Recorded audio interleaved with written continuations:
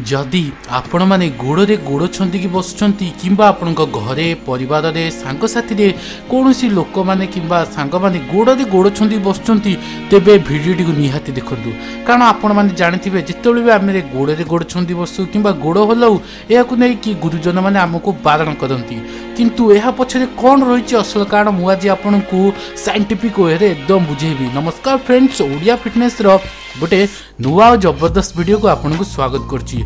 जदि आपण माने सब बेले फिट रहबा चाहछंती आ फिटनेस वीडियो को देखबा चाहछंती तेबे सब्सक्राइब करि नियंतु ओडिया फिटनेस को आ पाखरे आसुथिबा घंटी आइकन को बजी दियंतु।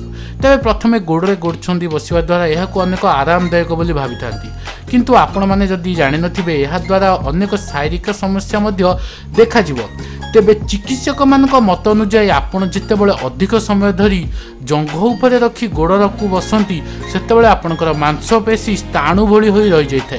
केतक क्षेत्र में यह सामयिक आउ केतक क्षेत्र में यह स्थायी समस्या सृष्टि करिथाय।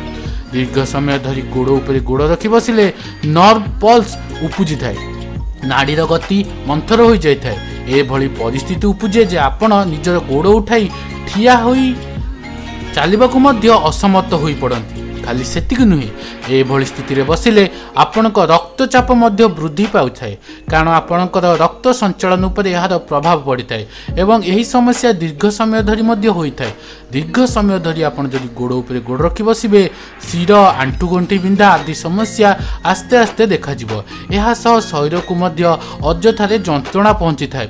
एणु आपण माने जदि अधिक समय गोड़ उपरे गोड़ रखी बसुंती तेबे आपन को जहाँ भी हेले शिर जनित समस्या हो, आंठुगठी जनित समस्या हो कि अंटा जनित समस्या हो भविष्य में जमीती हेले देखा दे पारे। आशा करछि आपनको छोटिया टिप्स टी जमीती हेले जीवन में साहाय्य करिवो। जदि सत्य आपण भाबुथिबे जे मु सब बेले आपण मन पई फिटनेस वीडियो भलो भलो अपलोड करे तेबे सब्सक्राइब करनु चैनल को घंटी आइकन को बजांतु आउ जमीती हेले वीडियो को लाइक आउ जदि संभव शेयर करंतु आउ निजर मूल्यवान मतामत कमेंट देवा को भूलिबेनी। आउ जदि किछि पर्सनल आपनकर हेल्थ किबा फिटनेस रिलेटेड क्वेश्चन अच्छी स्क्रीन में आसुवा व्हाट्सएप नंबर संगे चैट करें। से पर्यंत ओडिया फिटनेस रे आज ये मु रही stay fit and stay tune for my next video.